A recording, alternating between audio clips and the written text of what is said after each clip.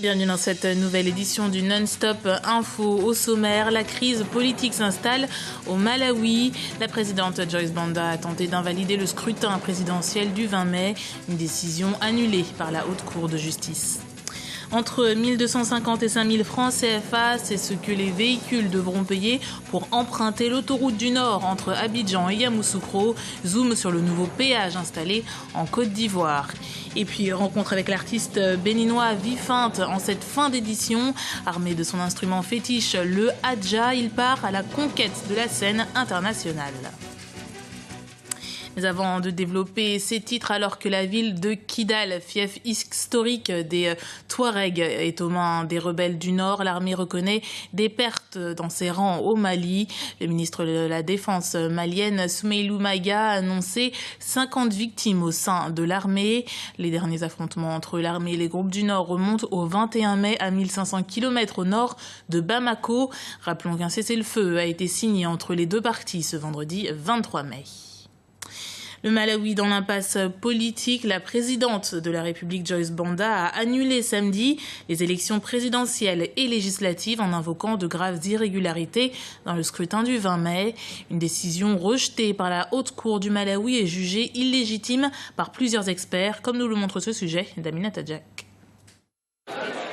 En tant que présidente, j'ai utilisé les pouvoirs que me confère la Constitution pour déclarer les élections nulles et non avenues.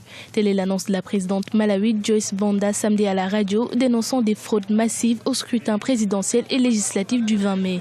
Cette ordonnance intervenait quelques heures après l'annonce par la commission électorale que la présidente sortante aurait été devancée par son principal rival, Peter Mutharika, selon des résultats partiels.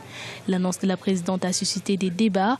Nombreux sont les spécialistes qui contestent la légalité de sa décision. Le pouvoir constitutionnel d'administrer les élections revient à la commission électorale du Malawi. En ce qui me concerne, je pense que la commission électorale a toujours le droit de continuer son travail. L'annulation des élections a été rejetée par la Haute Cour du Malawi, le même jour jugeant cette décision contraire à la loi constitutionnelle. Non, la présidente n'a pas respecté la loi. En fait, l'article qu'elle cite ne lui donne aucun pouvoir. Tout ce qu'il dit est que le président doit faire preuve de leadership. Et vous ne pouvez pas utiliser cet article pour annuler des élections. Cette situation plonge le Malawi dans une crise politique. La présidente promet un nouveau vote sans sa candidature dans un délai de 90 jours. Et cette décision judiciaire d'outrepasser une ordonnance de l'exécutif possède une forte symbolique, comme l'analyse notre éditorialiste Lucien Pambou. Cette décision de la justice du Malawi montre en effet que les institutions sont beaucoup plus fortes que les hommes et reprend un peu ce que l'on a appelé la doctrine Obama, qui, lors de son voyage au Ghana en 2009, avait déclaré que les institutions doivent être beaucoup plus structurellement fortes que les hommes au sens global. Et cette décision de la justice du Malawi doit être saluée, approuvée et acclamée. Pour Madame Joyce Banda, c'est un camouflet. Plus de 50 millions d'électeurs appelés aux urnes. L'Égypte élit son nouveau président de la République ce lundi. Le scrutin se déroulera sur 2 jours. Abdel Fattah el-Sisi, architecte de la destitution de l'ancien président Mohamed Morsi, fait figure de favori. L'ancien chef des renseignements et ex-ministre de la Défense a fait de la stabilité et de la sécurité 2 de ses principales promesses de campagne. Écoutons l'analyse de notre éditorialiste Camille Sari. On voit actuellement un engouement pour Al-Sisi, même si, à mon avis, les conditions de son accession au pouvoir est très discutable. Je parle du coup d'État clairement contre Morsi, mais au moins, avec ces élections, il va se donner une légitimité. Il a dit quelque chose de très intéressant. Il a dit que s'il est contesté par la rue, et qu'il y a des manifestations contre lui en tant que président, il démissionnerait. Donc, et c'est ça le risque qu'il aura en face, c'est que si les problèmes économiques, surtout l'afflux touristique ne reprend pas, les investissements étrangers n'arrivent pas, la situation risque de se dégrader et là, il peut y avoir un retournement de l'opinion contre lui. C'est dans un contexte particulier que s'est déroulée la constitution du nouveau gouvernement libyen. Les 90 députés se sont réunis à l'extérieur du Parlement, cible répétée des attaques du général Haftar ces derniers jours. Le lieu a été tenu secret jusqu'au dernier moment. Le Premier ministre Ahmed Mitig, soutenu par les islamistes, dirigera son équipe ministérielle jusqu'aux prochaines élections législatives le 25 juin 2014. En Côte d'Ivoire, du nouveau dans le monde du transport routier. Il faut désormais s'acquitter de frais de péage pour utiliser l'autoroute du Nord. Une façon de récolter des fonds pour entretenir les infrastructures routières et en financer de nouvelles. Reportage de notre correspondant en Côte d'Ivoire, Olivier Conan. Depuis le 15 mai 2014, les automobilistes qui empruntent l'autoroute du Nord doivent payer pour utiliser cette voie reliant Abidjan à la capitale Yamoussoukro. Les véhicules particuliers payent 1250 francs CFA. Les mini-cars de moins de 32 places, 2500 francs CFA. Les cars de plus de 32 places, les gros camions déboursent 3750 francs CFA et les camions poids lourds, 5000 francs CFA. Si le principe du péage est admis de tous, les montants sont cependant contestés par certains syndicats de transporteurs. Nous avons proposé 500 francs pour les petits véhicules, 1000 francs pour les véhicules de transport de passagers appelés communément les minibus, les baka et autres, et 2000 francs pour les gros porteurs, c'est-à-dire les cars de 70 places et les gros camions.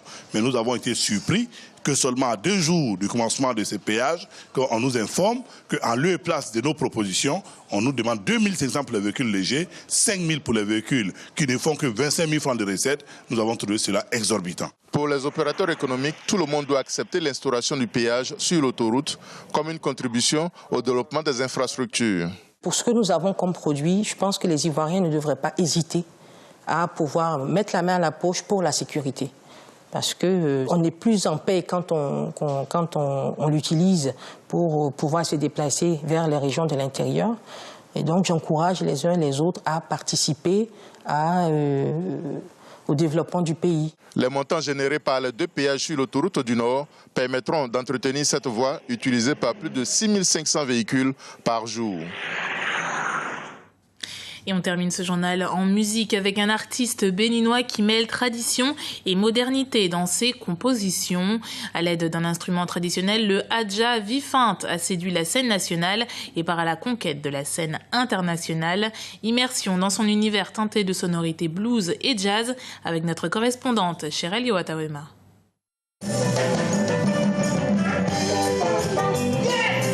Un air de blues ou de jazz sur un fond musical Adja. C'est la touche singulière de cet artiste béninois. Peu connu sur la scène internationale, ses mélodies égayent tout de même les amoureux de la musique. Lui, c'est Vifinte, la trentaine, étoile montante de la musique moderne d'inspiration traditionnelle. Son premier titre, Adjadie, lui a ouvert bien des portes. Il met en avant un rythme traditionnel qui repose sur le son des grelots de clochettes. Moi, je dis le développement, c'est l'essor à partir de ce que vous possédez. Et quand j'ai voulu faire carrière dans la musique, j'ai pratiqué ce principe-là. Le Adja, c'est un rythme joué par les Sakpatassi. Les Sakpatassi, c'est les adeptes du culte Sakpata, dieu de la terre. Donc ce sont ces adeptes-là qui jouent ces clochettes-là qu'on appelle Adja.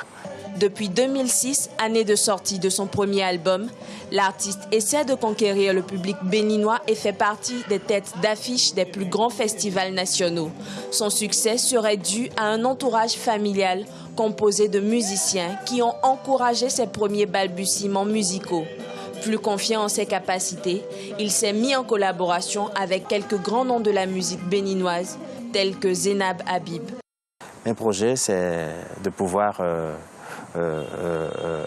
proposer cette musique au Bénin, faire connaître cette musique partout au Bénin et au-delà du Bénin. C'est ça mon objectif principal. Ancré dans la culture fon, au sud du Bénin, Vifinte explore aujourd'hui un environnement musical plus vaste et s'appesantit davantage sur le blues et le jazz, des styles musicaux ouverts à un public international. Cependant, il véhiculera toujours les mêmes messages, l'espoir, la persévérance, la foi et bien sûr l'amour.